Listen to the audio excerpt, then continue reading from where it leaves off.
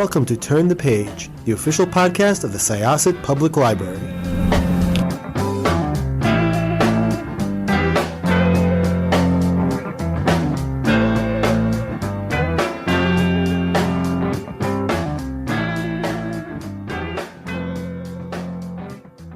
Welcome to Syosset Library's Turn the Page podcast. I am happy to be talking about a book that is set on Long Island and also witchy, which is something I always enjoy. It was described as like the Witches of Eastwick meets Big Little Lies is what they put on the cover. There you go. So without spoiling any more about it, how about you tell us who you are and about the book The Change? Yeah, so my name is Kristen Miller. I have been writing books for a long time. I've been writing in the young adult world, but this is my first book for adults, and I wrote it specifically for women my age and younger, people who plan to be my age at some point. And it is a book about three women who reach their very late 40s and discover that the book's called The Change. And so they discovered that the change has brought them some unexpected abilities. And you have Nessa, whose life has gotten very quiet. Her husband has passed and her children are off to college. And her life is so quiet that she realizes she can hear the dead. And then there's Jo, who has learned how to, she's been at war with her body her entire life. And she thought sort of the hot flashes of perimenopause were the straw that would break the camel's back. But as it turns out, she's discovered how to channel them and make use of them. And then finally, there's Harriet, who has been who's lost her job and her marriage has ended, and she's gone into her house, and everybody assumes, they haven't seen her in a while, and they assume that she's been eaten by cats, but she hasn't. She's actually been undergoing a metamorphosis, a very special metamorphosis, and she has discovered that she has an ability to sort of control and coax nature. And so the three of them find the body of a teenage girl who's been murdered and dumped on the side of the road. And they refuse to accept the official story for her death, and they go out and look for the killer. So there you go. It's a really simple story. Great, especially myself being 42, turning 43, not quite there yet, but I mean, I do hope to become that age. No plans not to. And I find it really cool that you decided to make a witchy menopause story, because most of the stories about women of a certain age going through the change are about it really taking from you and taking from women and stripping them of power that they had, but have also been kind of punished for, like you don't actually, you're told you have all this power and you have this, like you can procreate or you cannot procreate, but you have this and you have that. But really, when it comes down to it, all of that stuff, and even like the existence of people saying that you have this power, are the product of people who are trying to control your ability to control it. So here you have a menopause story about women who are, getting into their later middle ages, finding out that not only can they actually control power, but this next stage in life is lending itself to more power. Yeah, I mean, look, we've all been told that this is a time that we should dread, right? That this is not something that we should look forward, that menopause is a word that we should whisper. And I'd like to, these women in the book, they're all my age, they're all around 49, which is, I would like to point out also, actually J-Lo is older than I am. by a few years. So, I mean, like, it's like what it means to be this age has changed significantly since our mothers were hitting menopause. And, it used to be something that everybody feared, but look, your body, you have spent how many decades focusing on menstruation and reproduction and all of this other, and children and childbirth and taking care of kids and all of this other stuff, if that's what you've chosen to do. And now you get to this age and you realize that all of that time and all of that energy and all of the power that you've put into all of that stuff, that's yours. It's yours to use. And you're at your smartest and your most experienced and probably your most economically powerful. And so this is a time this is the best part, I think. I mean, I think it's the time of a woman's life that we should all be looking forward to. And we should be figuring out ways to use that power, hopefully for good instead of evil, but who knows? Who knows? Yeah, I think that you've said a lot of really important things just then. I did not realize, man, I don't know why it didn't occur to me how old Jennifer Lopez was until you just said that. I think that sometimes when you're watching a celebrity, for instance, their age is almost forever frozen until suddenly you can really tell that they're much, much older. Wow, that's crazy. Yeah, so your characters, Harriet, Joe, and Nessa, kind of all find each other at interesting points. I love the mystery behind Harriet, and I also just love the idea that, like when I had read that some people were comparing this book to The Witches of Eastwick, even though eventually they found the power in their own, it was all sort of channeled through this man who was... It was a book written by a man. It was. Yes, And the ending, by the way, is very different than the ending of the movie, which was amusing still, but very, very different. However, I did find they tried to do like a revival series a few years ago, which I thought was very interesting, but it just never really went anywhere. But you have Harriet, who is this woman who probably should be down and out, but she's really powerful and she's very funny and she's very charismatic. And even though Joe and Nessa are kind of told that she's, like you said, like scary and probably eaten by her cats, they're drawn to her. And I just loved that so much. Yeah, she's sort of, I think of her as somebody who's she's gone wild, right? She's feral. She's stopped domesticating herself and has kind of gone back to nature in a way. So she gardens naked in the moonlight. She kind of, clothing is optional in her mind. She does a lot of things that I think wouldn't be considered socially acceptable. But there's something really powerful about that. And there's something about just not giving a damn about what people think anymore. And that's one of the real beauties of reaching this age. It's sort of like you get there and you're like, wait, what was I so concerned about? And she's taken that to a whole nother level. And she's a lot of people talk about how drawn they are by that character, because I think there's something to it, about just letting go, but letting go in a way that doesn't mean, looking like you just crawled out from under a rock, but letting go in the sense that, you do what you want to do and not what everyone else is telling you to do. So when Joe and Nessa and Harriet all come together, and, like you said, you have Joe and she's always had her problems. I actually had a friend who had gone through menopause at 19. Oh, wow. Yeah. Yeah. So, I'm like looking at her and I'm like, man, I feel bad for you because I know someone who happened to. Hard. And one of the hardest parts is that we don't know much about it. Right. As a physical transformation, because because to this day, almost all medical research has been done on men.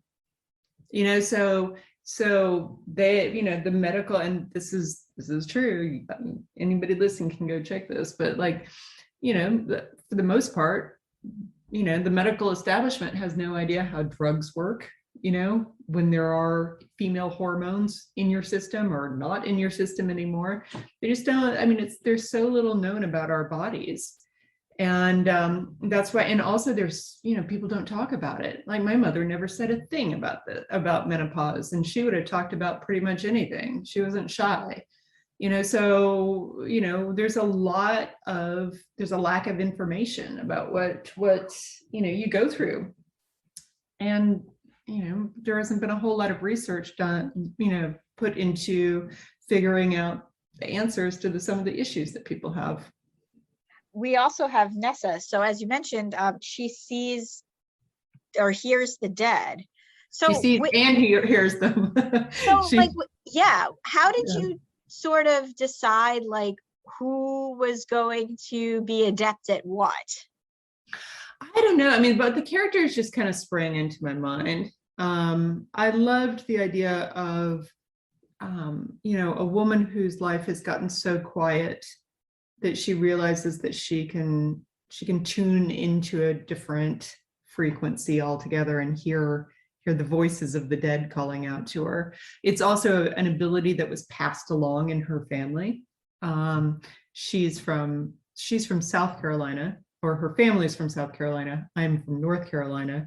And, we have a lot of stories about, the women in the family being able to see ghosts and things like that. So I borrowed quite extensively from my own heritage for that one. But yeah, they just came to me. Over the years, you collect things kind of like a bird building a big nest, and eventually they all end up being woven together. But, it's 1,000 different inspirations, and then suddenly they'll all come together and there's somebody standing in your head talking to you. I also love that they were solving like a serial killer story, and which is loosely based like on the Long Island serial killer. Yeah, I was very loosely based, but yeah. Yeah, I was going to say, because there's just been so much about it was the Gilgo Beach murders. I definitely picked up on that a bit. So when you were researching, did you spend some time out east on Long Island? I've been out there many times before, but I think the thing that really drew me about that particular story was less about Long Island in that specific case, but more about how the women had been treated.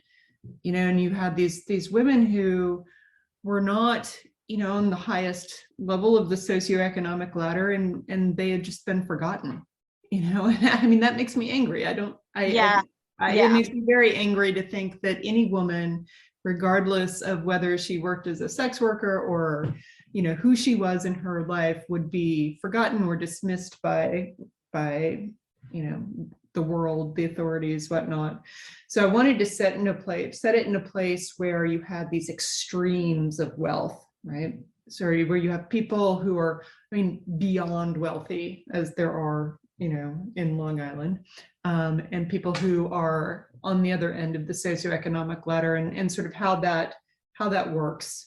Because you do have people who believe deep in their heart that they run the world and they deserve everything.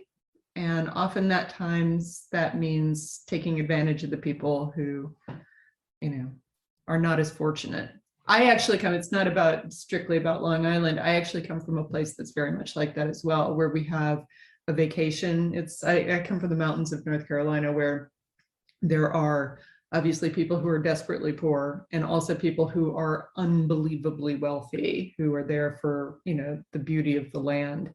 And it's a really interesting play, and so that's always fascinated me, and it angers me to see what happens to people like the unfortunate women who died. Yeah, well, because I know the first I guess like the catalyst would be Mandy, Yeah. who, I mean, basically was, her body was treated like trash, and her poor mother is just sort of left, you know, and she's already suffering in her own way, and then left to kind of be like, well, why, you know, like nobody seems to really care. Yeah. You know, they're just, you know, they see sex workers as garbage. I'm not saying that, I'm just sort of like, you know, Yeah, no. yeah, exactly, like sort of picking up on just like the way that the bodies are treated, and the way, you know, they're not seeing this as like a person, and, you know, just she's going to be taken advantage of so much.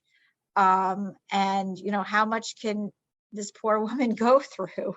Yeah, exactly. And I think that, you know, going back to how when you reach a certain age, you know, you are, you know, it's a time of great power. It's a time of great, you have more time, you have more energy than you have in years. And how are you going to put that to use? And I think a really good way of putting that to use is addressing some of these problems and fighting for, you know, our fellow women who are perhaps not as fortunate as we are. And I think that, you know, I mean, if we all went out and did that and really, you know, put our time and our you know, effort into making the world a better place for other women, I mean, we're the most powerful generation of women in the history of humankind, literally. You know, I mean, we don't even know what we could accomplish. We just need to try. And I'd love to try with, you know, by making the world a safer, better place for our daughters and our nieces and, Yeah. you know, Yeah. all the young women out there. So you seemed to have a lot of fun writing this story. Oh yeah, by the way, all of the serious stuff, like, it is very serious in parts, Yeah. but it's also like, it's really, I wanted people to have fun. I wanted people to come away with this feeling like they had been thoroughly entertained and feeling inspired, and, you know, that's, I hope I hope Well, that's no, what you got out of it. it was a lot of fun, and the characters were just a lot of fun to listen to. The dialogue was great. It was just such a refreshing book. So you had written a lot of YA for a while. Yeah. How was the transition from YA to this? It was, so you know, it's funny because I've written probably, I don't even know how many YA books, like 15 or 16, but this book actually has a lot in common with the very first book that I ever wrote, which was book number 1 in a trilogy called Kiki Strike, which is about 6 delinquent Girl Scouts who discover an underground city beneath Manhattan and eventually kind of save the world. It's you know, it's a crazy, crazy book, but it also is, a lot of people have written to me over the years and told me that it felt like their first feminist handbook.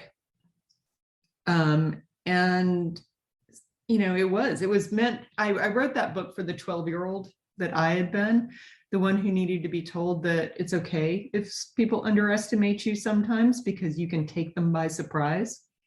And, you know, really sort of giving girls that push that they need, I think, to keep the moxie that they have when they're 12 all the way through their teenage years. So I feel like that book was, Kiki Strike was written for 12-year-old me. And this was really, you know, it's the same audience, except, you know, now at 49 instead of 12. I love that so much, because I feel like when I'm reading, a lot of times the books that I really enjoy are the books that have similarities to what 12-year-old me enjoyed or would have enjoyed, but they're a little bit more lived in. Yeah. And here you have 3 women whose bodies are lived in, but maybe not 100% discovered. Yes. Yeah. And Well, I mean, I think those are 2 magical times in a woman's life, right? You know, you have like 12, 13, and then you have, 49, 50. I think, those are times of they're transitional times, but they're also times of great power when you're kind of figuring out who you are and what you want to be. And yes, I would have read this book at 12 because my parents let me read anything I wanted to. I would have liked it at 12, but yeah, I see what you're saying, and I totally agree. yeah, I think there's just, I really just hate it when people imply that because you're a certain age, you should like 100% let go of all of that, No. I think it just like with Harriet, like you should own it. Yes. Yes, you should. Well, I mean, it was, I'm still very much a 12-year-old in certain respects. I mean, the other night I was playing the family friendly version of Cards Against Humanity with my kids because I would never play the adult version with my kids. But, like that's all like a lot of like, it's basically apples to apples with more like fart jokes. Yeah. But, like, I don't know, when I was a kid, I thought all that stuff was very funny. And there's something really magical about being like a middle-aged woman making jokes like that with her kids. Well, I'll tell you a story. So I wrote a bunch of books with the actor, Jason Segel. He and I co-wrote a bunch of books. And you did, and they were awesome. By the way, thank you. I love those books. Those books were so good. And there's another like witchy character in those books who's a favorite of mine. Oh yeah, that's true. It is. Yes, I've always been fascinated by plants and things like that. So yes, that is right. Charlotte is an herbalist. And when we get along really well, in part because we share very similar senses of humor, which means that we find poop jokes just like hilarious. And that our editor actually sent a note saying for the Nightmare series that she was like, how many poop jokes is too many poop jokes? Jason wrote back and he was like, you can never have too many poop jokes. And I completely agree. And that's, that's a philosophy that I continue to hold even at, the age of 49. So. Oh, well, as you should. This book was great. I think people are really going to love it. I never wanted it to end. Oh, I good. really loving just following everything. And I can't wait to see what you do next. So are you going It's going to be set on Long Island too. Yay. Yes, I don't know what it is. I just love Long Island. Well, there's a lot of, well, you know what it is? There's just a lot of really interesting stuff. Like, you've got different eras, you've got different kind of topographies, you've got different, it's a small space, but it's kind of like a kingdom from Tolkien or something. You can go from one realm. And one thing about it is like not a misnomer. It is long. Like if you want to get from one end to the other, you're talking like a couple of hours. Yeah. Maybe 3 hours, to maybe more if there's traffic. Yeah, no, it's true. I think I really like you can drive entire countries faster than you can drive from from Brooklyn to the end of to Montauk at the other end of the island. Yeah, I would actually love to see the changes like a TV series or something. Oh, well, hopefully we can make that happen for you. That would be really, really cool. I would be super excited. Well, thank you so much for chatting. You. This was awesome. like I said, people are really going to enjoy this. This is going to be an instant staff pick for me. Everybody knows I like to read books that are a little weird. Well, I mean, come on. Yeah, but I all think, interesting people do. but I do think that this one is going to be good for the weirdos and also good for the normies who don't mind putting their toe in weird sometimes. Yeah, and I also want to say it's it's not just like if you are 25 and you want something to look forward to. Yep. This is your book. Yep. Like, this is not meant for, this is not, Murder, She Wrote. You know what I mean? No. It's something that I think would appeal to anybody of any age. Absolutely. But it is certainly a delicious dessert for those of us are on the cusp of that age. Thank you. Once again, this was Jessica with Syosset Libraries Turn the Page podcast. My guest was Kristen Miller. And we are going to close this chapter of Turn the Page. It's time to close this chapter of Turn the Page. Join us for the next episode.